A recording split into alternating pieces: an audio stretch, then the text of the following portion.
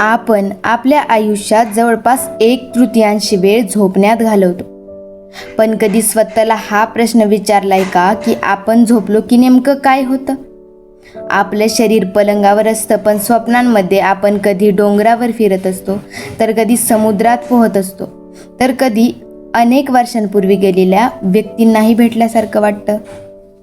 मग हा प्रश्न अनेकांच्या मनात येतो, झोपेत असताना आत्मा शरीरातून बाहेर जातो का? हा प्रश्न हजारो वर्षांपासून पडत आलेला आहे. गरुड पुराणामध्ये आत्मा, जीवन, मृत्यू याबद्दल अनेक गोष्टी सांगितल्या आहेत. त्यानुसार आत्मा हा शरीरापेक्षा वेगळा आणि शाश्वत आहे. शरीर झोपलेलं असलं तरी आत्मा कायमचा शरीर सोडून जात नाही. जर तसं झालं असतं तर प्रत्येक झोप ही मृत्यूसारखीच ठरली असती.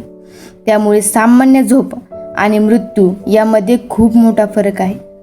झोपेत आपल्या शरीरातील प्राणशक्ती कार्यरत असते, हृदय धडधडत असतं, श्वास सुरू असतो आणि मेंदूही पूर्णपणे बंद होत नाही. त्यामुळे सकाळी आपण पुन्हा जागे होतो. आता स्वप्नांचा विचार करूया.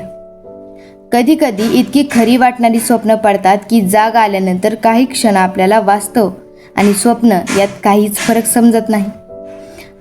काहींना देवाचे दर्शन झाल्याचा अनुभव होतो, तर काहींना मृत नातेवाईक दिसतात, तर काहींना भविष्यात घडणाऱ्या घटनांची स्वप्न पडल्याचं वाटतं.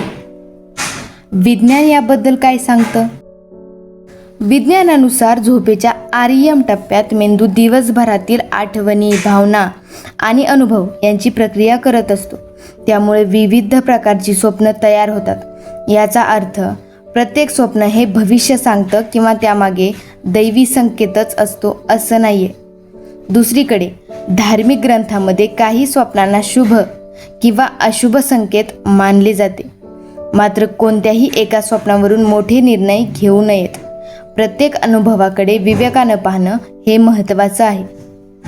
अनेक लोक सांगतात की झोपेत त्यांना अचानक शरीर हलतं, आवाज निघत नाही किंवा खोलीत कोणीतरी असल्याचं वाटतं.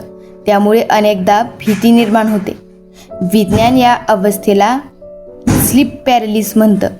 यात काही क्षणांसाठी मेंदू जागा होतो, पण शरीर पूर्णपणे हालचाल करू शकत नाही.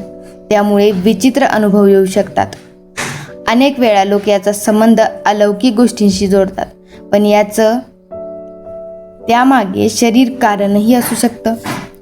गरुड पुराणाचा मुख्य संदेश मात्र भीती निर्माण करणं नाही. याउलट तो सांगतो की माणसाने चांगली कर्म करावीत, मन शुद्ध ठेवावं, सत्याचा मार्ग स्वीकारावा आणि ईश्वराचं स्मरण करावं. शांत मन, चांगले विचार, त्यामुळे जीवनही शांत होतं आणि झोपही. मित्रांनो, आजही आत्मा, स्वप्न आणि झोप याबद्दल अनेक प्रश्न अनुत्तरित आहेत. काही गोष्टी विज्ञान समजावून सांगतं, तर काही गोष्टी श्रद्धेच्या क्षेत्रात राहतात. त्यामुळे दोन्हींकडे समतोल दृष्टीनं पाहणं हेही आवश्यक आहे.